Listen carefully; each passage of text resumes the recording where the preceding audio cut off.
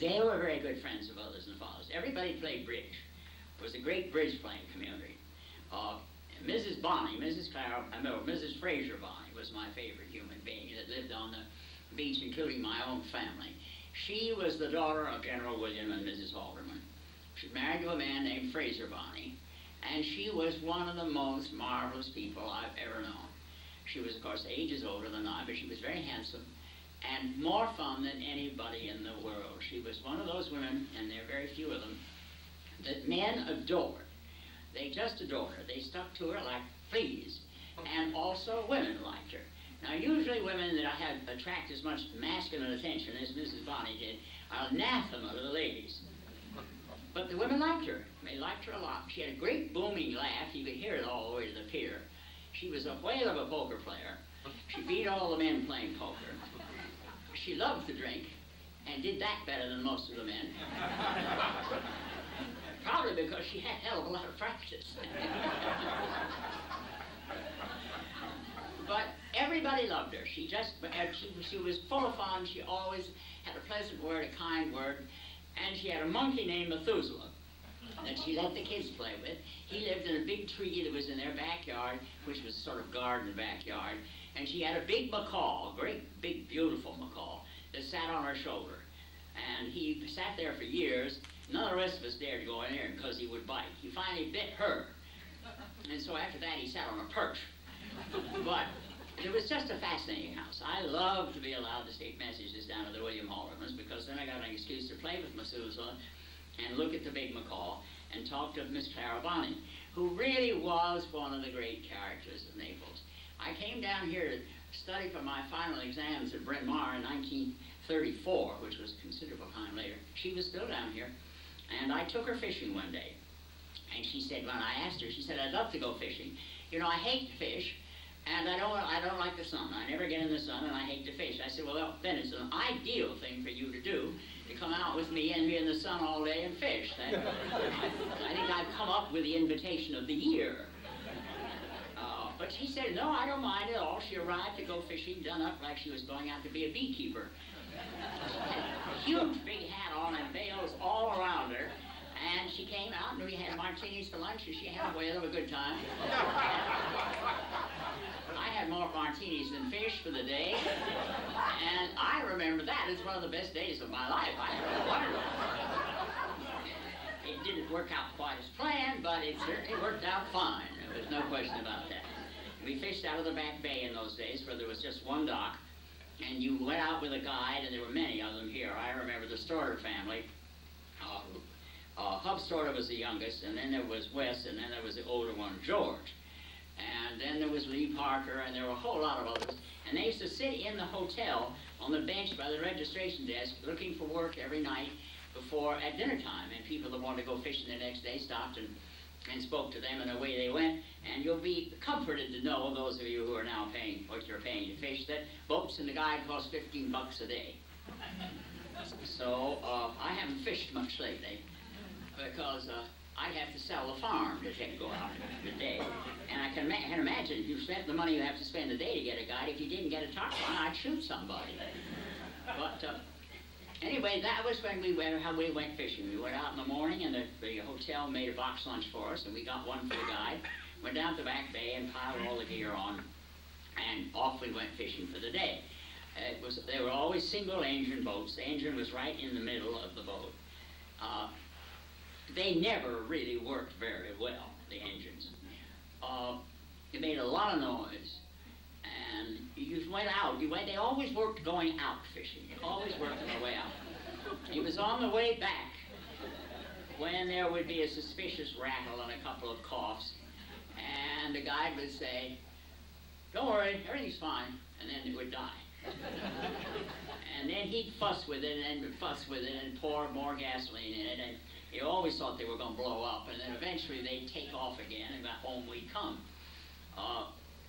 When I came down to fish later on in the 30s, when I had some time to myself from the horses, I came down with a friend of mine, and we took Hub Storter out with a boat of his. I think it was George's boat.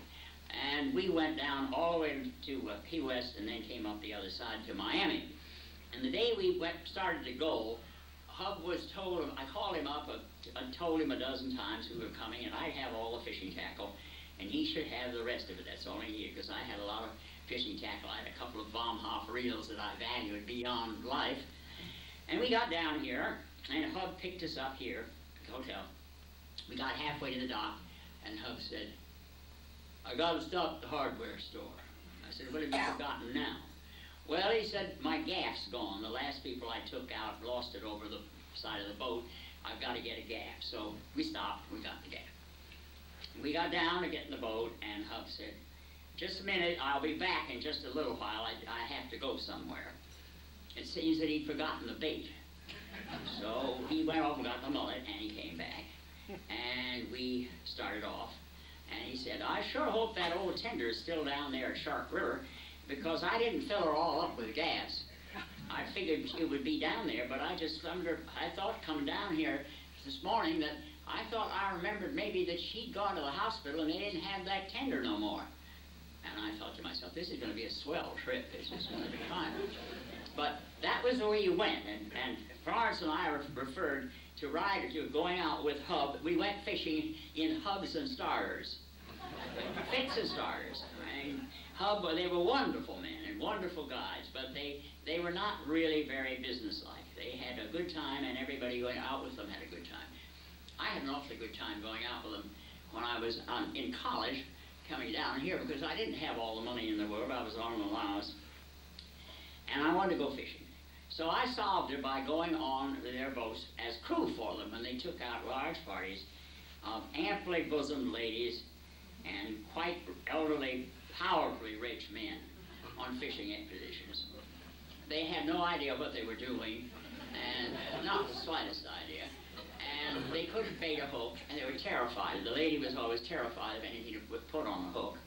And the man, if you were unfortunate that didn't cast anywhere near you, you lost a head or a ear. I've been hit up the side of a head by a mullet so many times that it's a wonder my brain isn't somewhat addled, because, and they hurt, you know, they swing all those things and bang. And the man would say, "Excuse me, son," and on we go. Well, I went on these fishing expeditions wearing a Princeton beer suit. And the beer suits from Princeton you got from your Princeton beaux, if you had them. It was a great honor. It was kind of like the class ring when they gave you their beer suit. And they were old-fashioned white painter's suits with just nothing but overalls and a jacket, and then they had their club insignia on the pocket. Well, that was more fun than wearing a tiara. I mean, if you had a beer suit from Princeton, you were in. And I used to wear my beer suit on these expeditions, and of course everybody called me boy.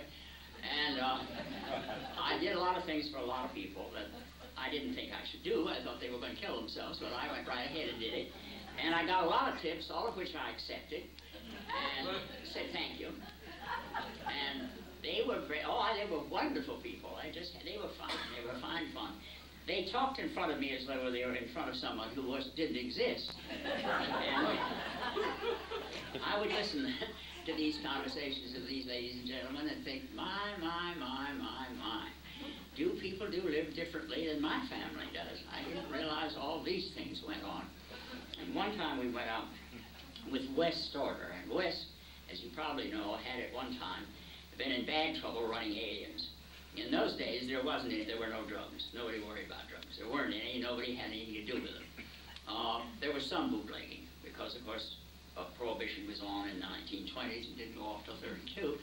And there was some rum running, but mostly the bad agents hauled in aliens. And the aliens were poor Chinese that paid their life savings and got as far as Cuba, and then were taken up off the boat, their boats that brought them over from China and Cuba, put on a small boat, like Wes's boat, or brought in out to the 12-mile limit and put on a small boat, brought into Marco and told that Miami was 2 miles that way. And in those days, you couldn't get off Marco Island. I mean, once those poor Chinese were on Marco Island and they had no money, it was not a very pretty picture. I mean, they should not have done it, but they did it all the time. And the immigration authorities caught on to it and began to get very tough, and they put an end to it. But one of the people they caught in their net was poor Wes.